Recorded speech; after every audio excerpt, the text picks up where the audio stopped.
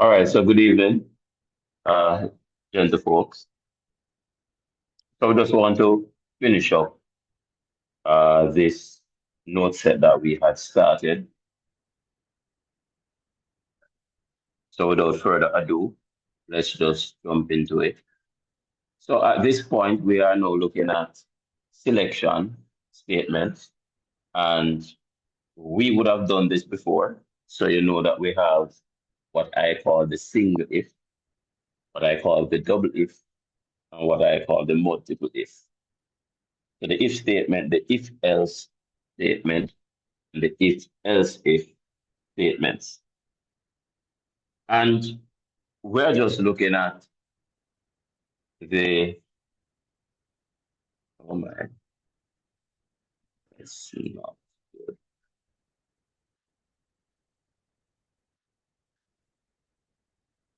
My toolbars seem not to be working. But anyway, let's move on. So we are looking at the if statement here, and it's a simple if statement. We have a variable called age that has the value 18, and we are checking a condition. Is age greater than or equal to 18? And if that is true, we're going to print an output. The point that we want to note here or to remember is that we can have multiple statements associated with a condition. And all we have to do is to indent. So the indentation plays an important role within the Python programming language. When we indent the stuff, they show that they are a part of the condition that precedes it. So that's the if statement. And remember, the if statement tells us what to do when the condition is true, but it does not tell us what to do when the condition is not true. So that's an important consideration that we want to have, which leads us to the if else. The if else tells us what to do when the condition is true, but it also tells us what to do when the condition is not true. So if we look at the example here, we have our variable temperature as in the value 25, and we are checking to see if whatever value is in temperature is greater than 30. If it is greater than 30, then we print it's hot. However, if it's not greater than 30, meaning it is false, then we jump to the else section. And inside the else section, we would simply display the message that says it's cool. So the point here is that the if else tells us what to do when the condition is true, and it also tells us what to do when the condition is not true. Which takes us to the if else if construct. And this is where we can now set up multiple if statements. Each if statement is preceded by either the if keyword or the elif keyword. So if we have a look at the code before us, we have one condition on the if, two condition, that's the elif, three condition. So there are three conditions that we are testing. Now, how does this if else if work? Well, we continue to check from the start to the end. We continue to check to see which criteria is true.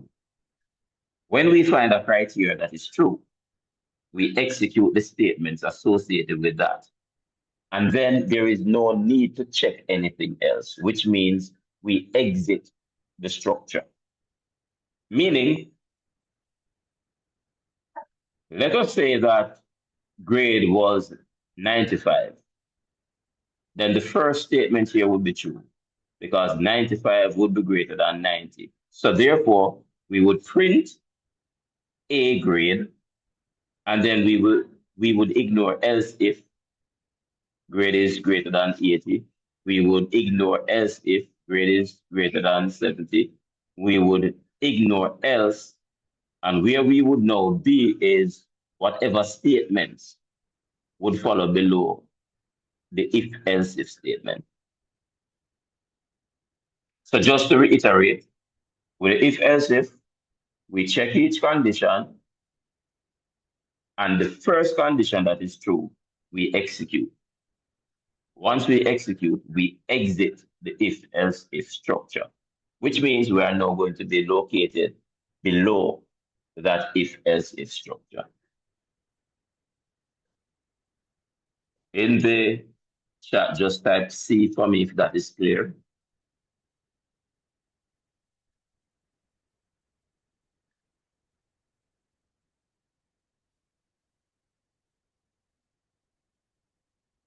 All right, I'm seeing some responses. Excellent, excellent. So I'm not seeing anyone indicating that they have any difficulty with that.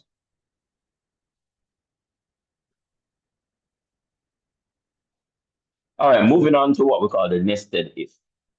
And this is a common pattern that you will find as you look at the different type of programs that we can write. We can nest commands within other commands. In other words, we can place a command inside another command. Remember, we use indentation to denote the hierarchy. So by the indentation, we can know which commands are embedded within which commands.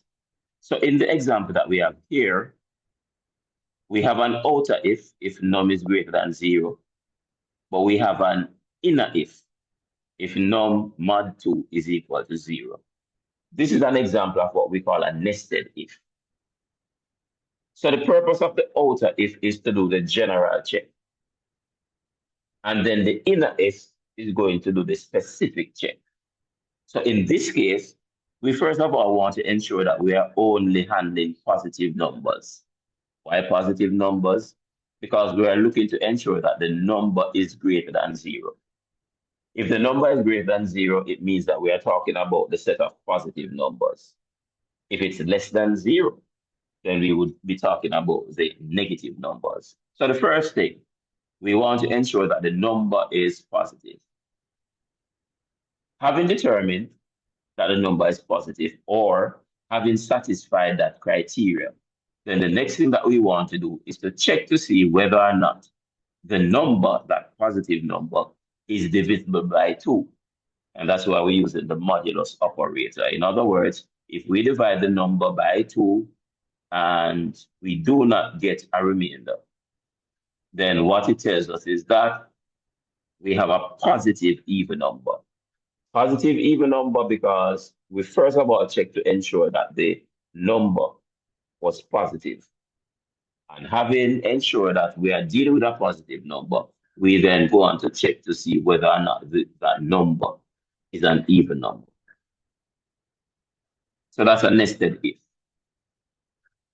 We're going to also be looking at loops as we round out this paper. And just to say that we can have nested loop statements, we can have an if statement inside of a loop, we can have a loop inside of an if statement. So we can nest all of these different commands based on the kind of logic that we want to impose on the problem that is being solved.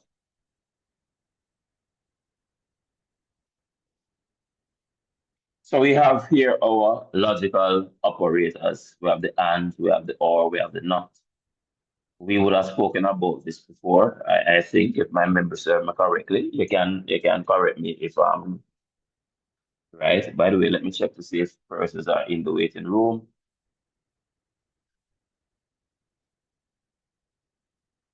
All right, so I think I saw someone has added them to the waiting room. Just give me a second.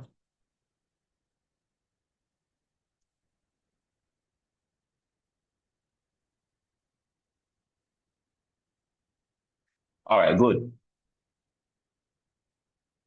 So the key thing to bear in mind is that we can use an and to join multiple conditions. And the only time the and is true is when all the conditions that we are joining is true. Now for the or, we can use it to join multiple conditions. And for the or to be true, we just need one out of the conditions which are ORed together to be true. So for the AND, every single condition must be true. For the OR, as long as one condition out of the set is true, then it means that the entire condition is actually true. And we also have the NOT operator, which allows us to flip the truth value, meaning if the truth value was false and we NOT it, it becomes true. And if it was true and we NOT it, then it becomes false. So here we have an example using the AND. We have two variables x and y, with x having 5 and y having 10. And we are asking the question, if the value in x is greater than 0, and at the same time, if the value in y is greater than 0, then we can print the message that says both numbers are positive. And both numbers would be positive because x greater than 0 has to be true, and y greater than 0 has to be true for us to actually get access to print this message.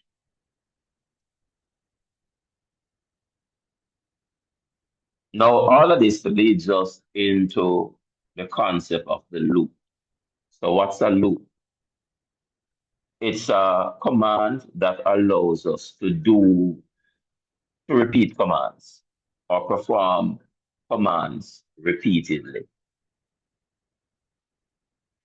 There are different commands that you have at your disposal when you are working with Python. And I have just illustrated the key ones here, or the common ones. So here we have an example. We're using the for keyword. We're using the range keyword. And what the range keyword does is it allows us to set up a counter. So range being 5 here means, first of all, we always start at 0. And we go up to the number that that is in front of the end value that we put here, which means the value of I is going to go from 0 to 4. Now, what does this loop do? Because this is the for loop. Each time we are within the range, then we will execute the body of the loop. So I guess the next logical question is, what is the body of the loop in this case? In this case, the body of the loop is this print statement that is just printing the current value of I. So if we start the loop, I is going to be 0. So we would print 0. And then we would move on to the next value of I, which would be 1. So then we'll print 1. And we continue to do that until we reach 4, because 4 would be the end of the range that we're looking at. So 0 to 5 will actually give us the range of values from 0 to 4. And so when we look at the output, you realize that we're displaying from 0 to 4, which in this case, it simply means that we have looped 5 times. So looking at the value here, 5, because we're starting at the 0 and we're going up until 4, then it means that we would end up looping 5 times. And if we count it, we see that 1, 2, 3, 4, 5. So we would have executed the loop 5 times. So that's the for. And the for is used when we have what we call a definite loop, meaning we know exactly how many times we want to loop. The scenario that I like to give is to say, somebody tells you that you need to run 6 laps. That is definite. You know exactly how many laps you are supposed to run. They said 6. So each time you run around the lap, you say 1. And then you keep on adding 1 to that each time you go around the track. So that is how the for works. So that's the analogy that I would like you to have as you think about the for. It's a definite loop. We know exactly how many times we're going to loop, when we're going to stop. But there's another type of loop. that we call an indefinite loop. And it's indefinite because we know it's going to stop. But what we don't know beforehand is how many times the loop is going to execute before it actually terminates. And the example that I like to use for this, or the analogy that I like to give, is to say, I want you to run until you're tired. Well, the truth is, at some point, you must become tired. And when you become tired, you're going to stop. So we know that the loop will terminate because you will become tired. What we do not know is how many times you'll be able to run a lap before you reach the condition of being tired. So for someone, you might run 2 laps and then you're tired. For those who are a little bit fitter, you might run 7 laps before you're tired. And for those who are totally unfit, you might do half of a lap or a quarter of a lap, and then you get tired. So the key here about an indefinite loop is that it is going to stop, but we don't know exactly how many times it's going to loop before it ends. And here now we have an example of a while loop, which is that indefinite loop. I don't mean to cut you there. I notice you said a range and a single number. Can you set the range with a variant? Like instead of starting at 0, you start at 1 and finish at 5. Yeah, you can. So you put 1, 5. 1, 5. Okay, Yes. okay. Yeah, man. So it gives you Thank that you. flexibility. Yeah. All right, cool. But that means you now move from 1 to 4. You're still going to stop at the number before 5. Before 5. Yeah. Yeah. All right, cool.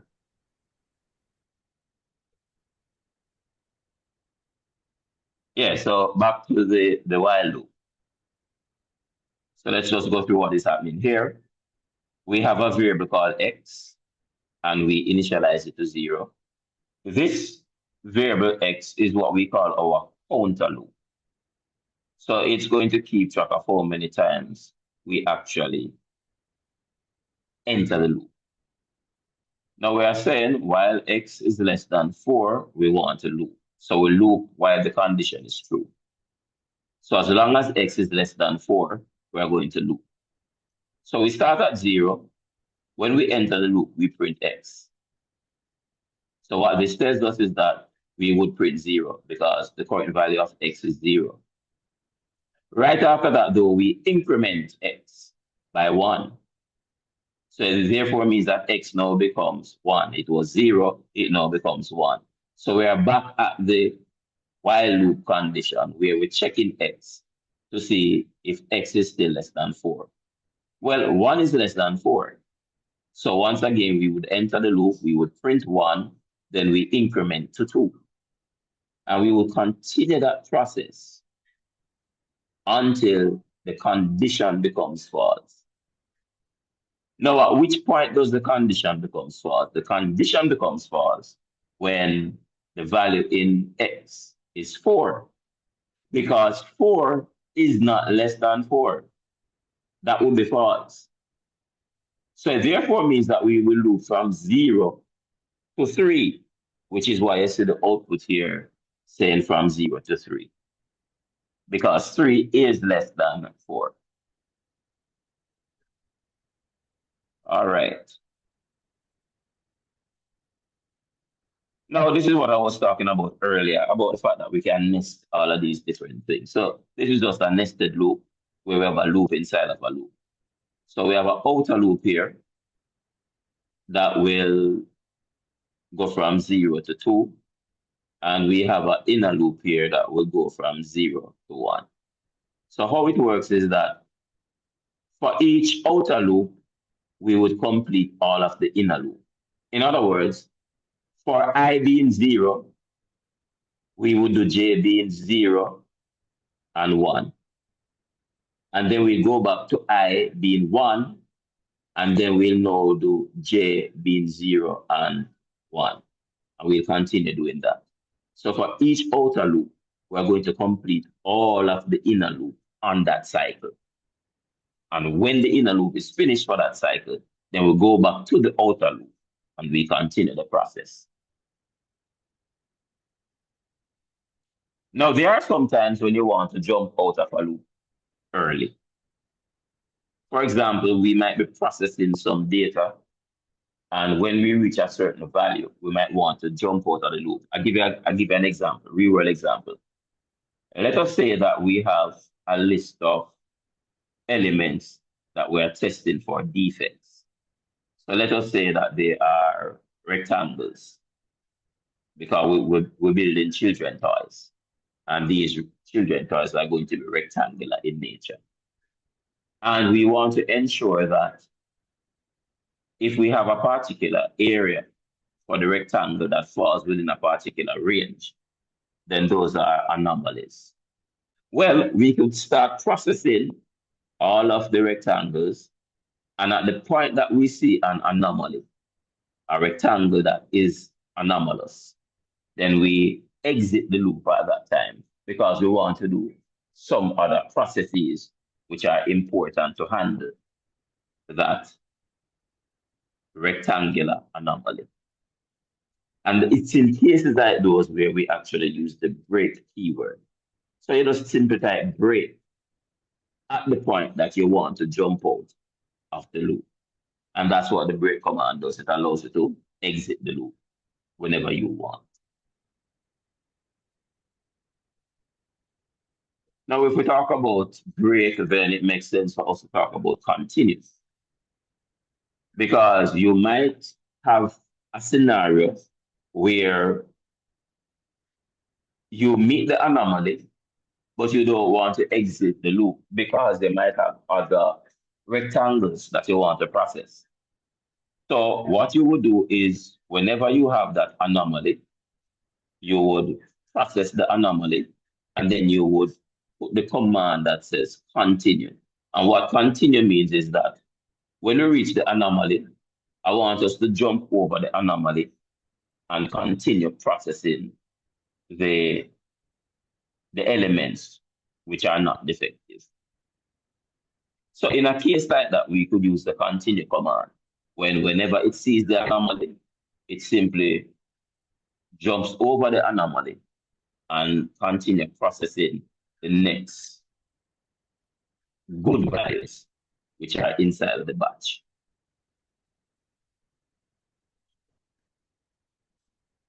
This is just showing us that we can have an else statement with a loop. So we have the loop at the top, and then we have the else block. And the else block will execute after the loop completes. So you might want some wrapping up commands that you want to do after you have finished processing everything within inside of your loop. And the else command on the loop can allow you to do that. And this brings us to the end of this first note set. It has been a bit dense because there's a whole lot of material to cover here, but because we have been taking it step by step as we build out, most of the information here, maybe about 70 to 80% of the information here, is something that you would have been used to already and would have written some codes and see it works. Having said that, what I will encourage you to do is to take some time to go back through this entire document because it's going to be important for your first test. So your first test is going to be based on this document. So I want you to appreciate the document. I want you to go through the document again and ensure that you type up the codes which are there and you understand what is happening here so that you can be properly prepared for that test. Now, I have also uploaded in the on the portal what I didn't get around to upload over the weekend. So I'm going to allow you to take some of the time this evening to work on that, seeing that you would not have had it over the weekend. So clearly you couldn't do no work on it over the weekend. But it's there now, so you can use the class time here to go through it. And what I recommend is that you do it in the breakout group. Now, I've had a challenge with the breakout rooms. Four might not have been specifically this group, but in general, the idea of the breakout room is so that you can have dialogue. You can share your thoughts and your ideas and challenge each other in terms of the mastery of the content. So the breakout room is not the place where, well, this is not the intention. It's not the place where you go and you sit down and you work by yourself. If that is the case, then we don't need the breakout. I could simply say to you as individuals, okay, the thing is there, just go and do it on your own. So that's not the aim of the breakout room. The aim of the breakout room is for you to share your thoughts and your ideas and get feedback from others. So it's supposed to be like a learning ecosystem where you feel free to ask your questions without fear of being ridiculed, where you feel free to test your ideas. You know, you give your solution and when you test it out together, and then you can critique it. So that at the end of the day, everybody becomes a better developer. That is the aim of putting in the breakout rooms. If that is understood, then type you in the chat, please.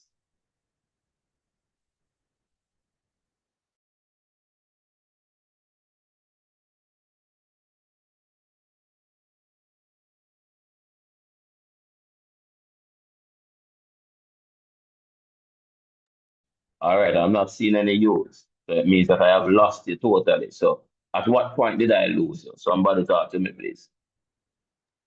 So because my you come on it now, see you're not seeing it. No, I don't see any. The last thing I see in the chat is from Wayne, where he had typed three. Below that is mine. You below Nurang. I'm not seeing. I wonder if it's not updating for me. Let me close it and open it.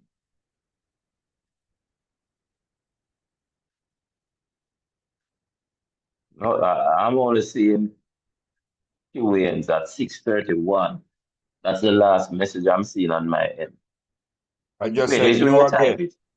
I said Where you you type it? again Where you in type the it? in the general chat. Which chat? Uh, oh, Zoom. You sure I Zoom? Yeah, Yeah, but I'm not see it for them. Let's see. yeah, man. But I'm seeing it. Anybody else seeing Courtney's you?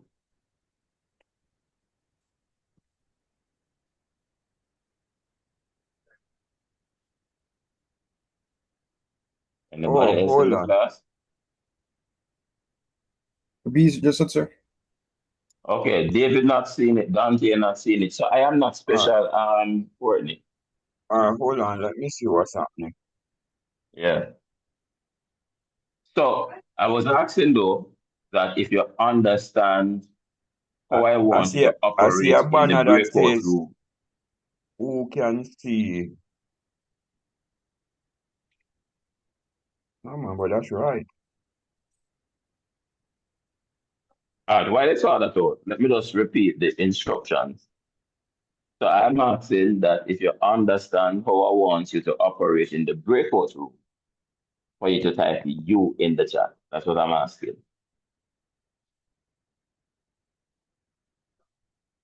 So you that you understand. I see Dante say no, sir. I see Yes. David say not seeing it. But mine is Yes. above that say you and you again. No, so we're not seeing you have become a ghost, Courtney. So you see in David one? Yes, and I see in Dante's own. Oh man, something wrong. Okay, But saying okay. that though, I don't see anybody else type any you. Is it that you don't understand how I want it to operate in the breakout room, folks? I only just don't want gonna breakout. Just want to do it on yourself. Is that the You case? see my you see I my see it you now, now? Courtney. Yes. 642. All right, so Courtney, Jelani.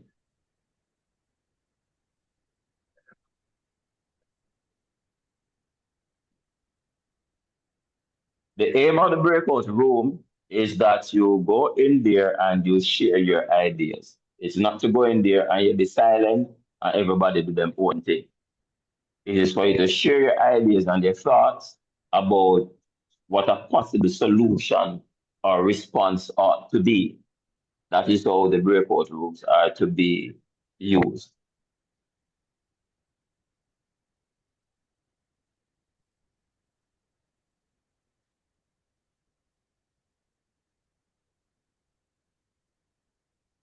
All right, so I say two-person respond about the breakout. All who want to do the work on them own, not using any breakout room. Type of I.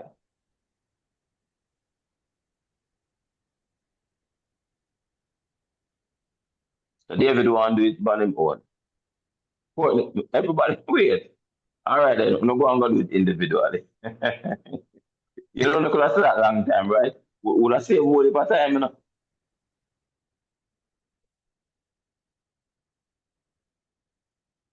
All right, so I want to do it on our own individually. Right. If All right. there's any misconception, then we can talk to you. Yeah, man, no problem. That's fine. So I will stop the sharing now and allow the recording that we have done so far to go on process while you start working on that worksheet. Oh, but it not a process. You can stop the recording. So stop share